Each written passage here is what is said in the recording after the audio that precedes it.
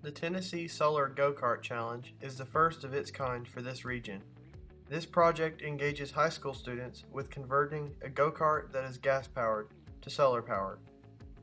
Throughout this project, students are immersed in the disciplines of engineering, mathematics, science, physics, electronics, and problem solving. Being the smallest K-12 school in the state of Tennessee, Clinch is the smallest school in the challenge. The school was not included in the initial grant due to not having a vocational program. However, an active STEM class has been in operation for several years. With the willingness and help of Waylon Seaton and Gloria Silvers, Cooper Standard contributed the generous donation that will enable Clinch to be on even footing with schools 10 times its size in this competition. Being the underdog is our biggest motivation. Our school was 1 month behind all the other schools, but that did not discourage us. Once we obtained the kart, we assembled it and then began to identify areas of modification and improvement.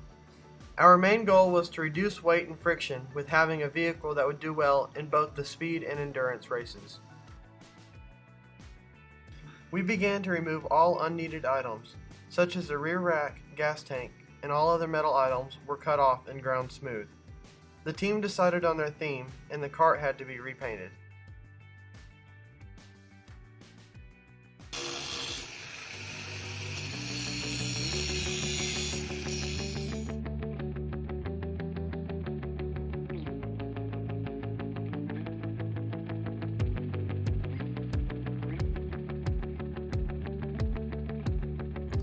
Throughout the entire process, we used charts, posters, and the classroom whiteboard to make all our research testing results and other data readily available.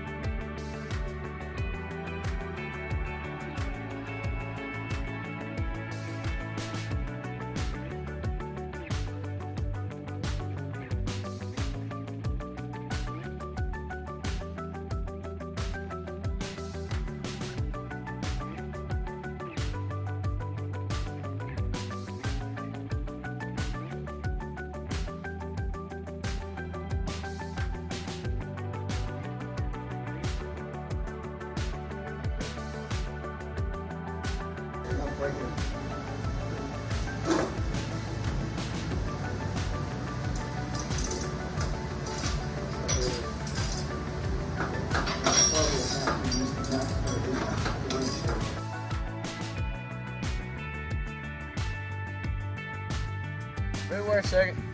Test day 2. Testing and adjusting was conducted on days that the weather cooperated. During this, we discovered many areas of improvement. One of the main areas visited was trying to get maximum amount of RPM out of the motors. We learned that motor alignment was very specific and critical. The other aspect that proved extremely important was our gear ratio. Our axle allowed us to change sprockets on the motor easily. Dr. P even visited and shared the mathematics in gear ratios.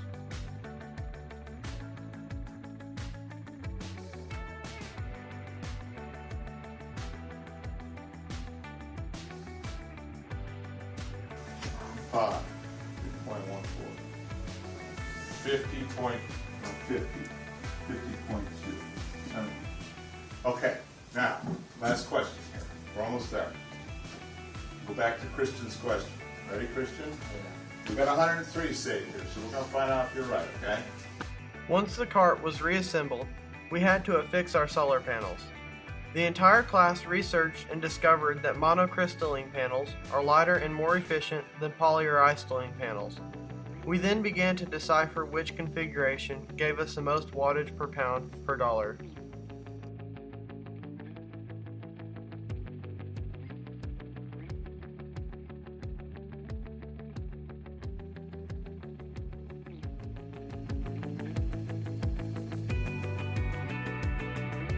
This car is systematic, electronic, and solarific. Why, it could be grease lightning! Grease lightning was engineered to be as light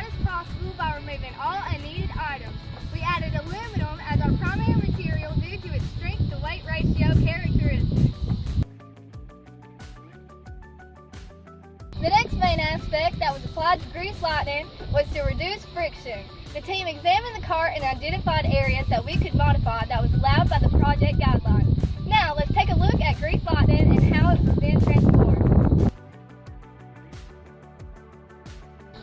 The front wheel bearings were replaced with hybrid ceramic bearings which have less rolling resistance and higher heat resistance compared to the standard steel bearings that came in stock.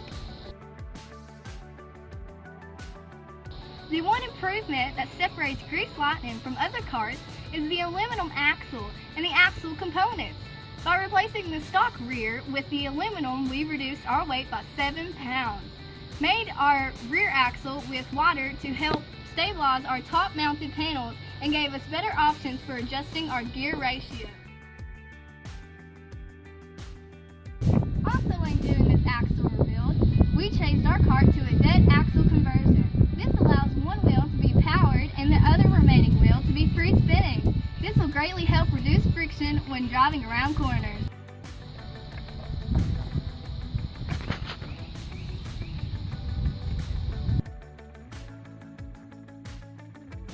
Grease Lightning's power is produced by 3 Silifab 300-watt panels. These panels are monocrystalline panels which are more efficient than polycrystalline and also allowed us to maximize our watts per pound per dollar as allowed by our budget.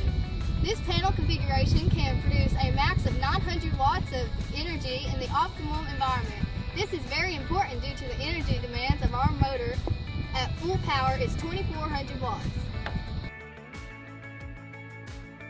After the solar panel array captures the energy that Grease Lightning needs, the importance of our solar charge controller steps in. There are 2 types of controllers, PWM and MPPT. We chose to select a MPPT controller because it will make the needed adjustments in order to maximize the power for the panels and the charge batteries. This is our charge controller. It is a Morningstar TriStar 45 MPPT controller. We chose this controller by using the string selector on the Morningstar website.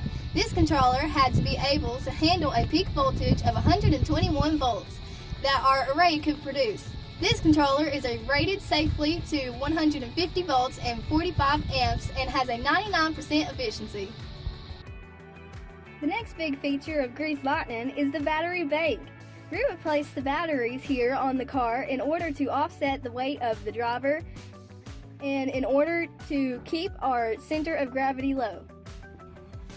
The batteries are AGM batteries that stands for Absorbent Glass Mat. This type of battery is able to deliver high currents on demand, long service life, lighter, and charge faster than flooded batteries. We chose these Duracell Ultra Deep Cycle AGM batteries. The reason for doing so was to have a battery that had deep cycling capability, fixed in the location available, and kept total weight to a minimum while producing a well-rounded amount of amps per hour. Other features that make Grease Lightning what it is are a cooling fan that will help keep the motor cooler. This is powered by a separate battery so no power drainage from the main system occurs. As motor temperature increases, the efficiency will decrease. A hot motor will take more energy to do the same work as a cooler one. All other components were strategically placed. The emergency switch was placed within easy reach of the driver. The motor controller and charge controller was put behind the driver to produce wiring and wind resistance. The side view mirrors were also installed to help the driver navigate safely during the race. And this is Grease Lightning!